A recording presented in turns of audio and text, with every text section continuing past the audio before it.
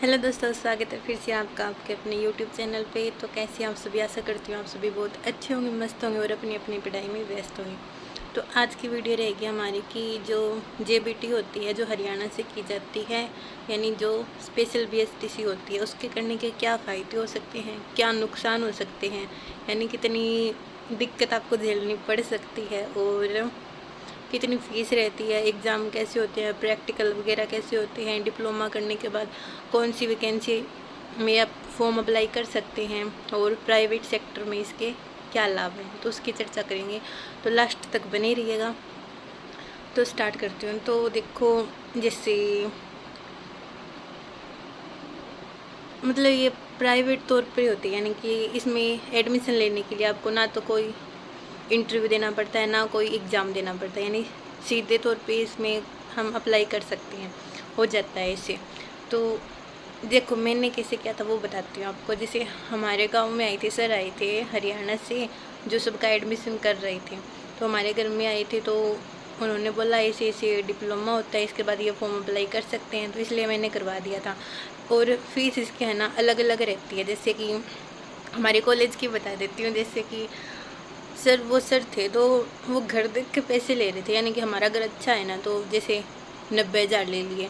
किसी का घर मतलब घर से वो बहुत ज़्यादा अमीर दिख रहे थे, तो उनसे 1,20,000 ले लिया, किसी से 70,000। यानी कि इसमें कोई फिक्स फीस नहीं है कि इसमें इतनी फ़ीस लगेगी इतनी लगेगी, यानी कि वो प्राइवेट के थ्रू होता है। तो वो जो सर होते हैं वो अपने मन मर्जी से अपने बच्चों से फ़ीस लेते हैं, यानी इसका फ़ीस कोई फ़िक्स नहीं है, जितनी वो सर बोल लेंगे उतनी देनी पड़ती है। ओके।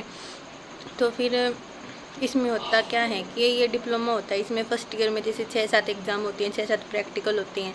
फिर यही सेकंड ईयर में होता है, 6-7 एग्ज़ाम 6-7 प्रैक्टिकल ऐसे होते रहते हैं।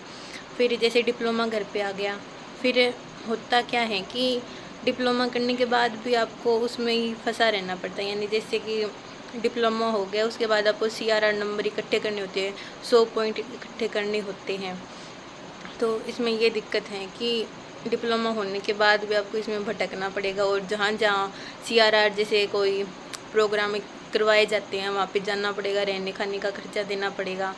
इससे मतलब फिर बाद में भी आपकी फ़ीस लगेगी, यानी कुल मिलाकर के 2 लाख से ऊपर पड़ोगे आपकी। 2 लाख फीस भी लग गई, CRR पॉइंट इकट्ठे हुए नहीं हुए, इसे सब देखना पड़ता है। ओके। फिर बात रहती है कि वैकेंसी। अब मैं बता दूँ वैकेंसी का कि जो स्पेशल बीएसटीसी होती है उसमें जैसे राजस्थान के बच्चे हैं वो करते हैं कि वो प्राइवेट से हमने बीएसटीसी कर ली, स्पेशल बीएसटीसी कर ली, फिर हम 3rd ग्रेड का एग्ज़ाम में फॉर्म फिल कर सकते हैं। इसमें ये हो रहा है कि पिछले वैकेंसी में ना तो कोई सीट थी, और अब की वैकेंसी में भी पता नहीं, बहुत बड़ी वैकेंसी आएगी, लगता नहीं है वैकेंसी आ जाए, फिर भी आ जाए तो आ जाए, वरना आगे इसमें ज़्यादा कोई ऑप्शन नहीं रहते।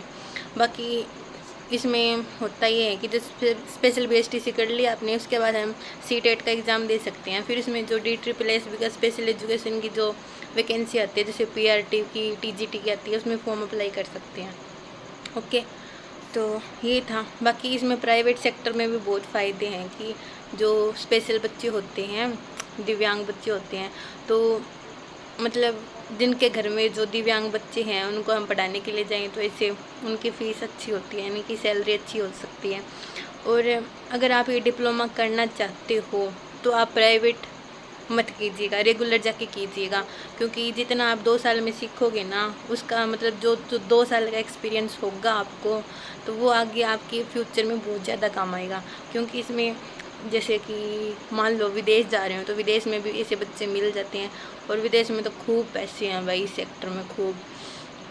तो देख लो आप कि स्पेशल बीएसटीसी करनी है आपको तो प्राइवेट मत कीजिएगा, रेगुलर कीजिएगा, क्योंकि इसमें बच्चे जैसे दिव्यांग बच्चे उसको कैसे पढ़ाते हैं, कैसे उसकी दैनिक क्रिया में हेल्प की जाती है, दैनिक जीवन को कैसे जीते हैं, वो सब सीख जाते हैं। ओके। तो स्पेशल बीएसटीसी करो तो रेगुलर करना, प्राइवेट में इसमें कोई फ़ायदे नहीं है। और इसमें राजस्थान में तो वैकेंसी का ज़्यादा चांस नहीं रहता।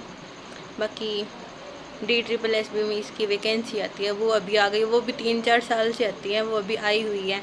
अब पता नहीं कब वैकेंसी आएगी, 3-4 साल बाद और लग जाएंगे, 3-4 साल बाद ही वैकेंसी देखने को मिलेगी। फिर समझ गए, फीस का इसमें कोई ऐसे नहीं है कि ये फ़िक्स फ़ीस है। ओके, और प्रैक्टिकल के थ्रू भी कभी कभी लूट लिए जाते हैं बच्चे की प्रैक्टिकल में आपको फ़ेल कर देंगे, वैसे कर देंगे, वहाँ पर भी पैसे हड़पे जाते हैं कॉलेज में। और इंटरनल भी एग्ज़ाम होते हैं जो बच्चे रेगुलर करते हैं। एक्सटर्नल वो जैसे हो जाते हैं, किसी का रह जाता है तो वो दोबारा भी एग्ज़ाम दे सकते हैं। ओके, तो आप समझ गए होंगे, फीस भी हो गई और एडमिशन जैसे हमारे वो। एक बात और कि जो बच्चे बोल रहे थे कि इसमें लास्ट डेट भी होती है, इसमें लास्ट डेट जैसा कुछ नहीं होता, क्योंकि मैंने पूछा था हमारे सर से कि सर हमारे रिलेटिव में कोई है जो ये डिप्लोमा करना चाहता है, तो क्या मैं अभी डिप्लोमा उसमें एडमिशन करवा सकती हूँ? तो सर बोले कभी भी करवा सकती हो, एग्ज़ाम से पहले वाले दिन भी हो सकता है। ओके, तो इसमें ऐसा कुछ नहीं है कि आज लास्ट डेट थी तो इसमें एडमिशन नहीं हुआ।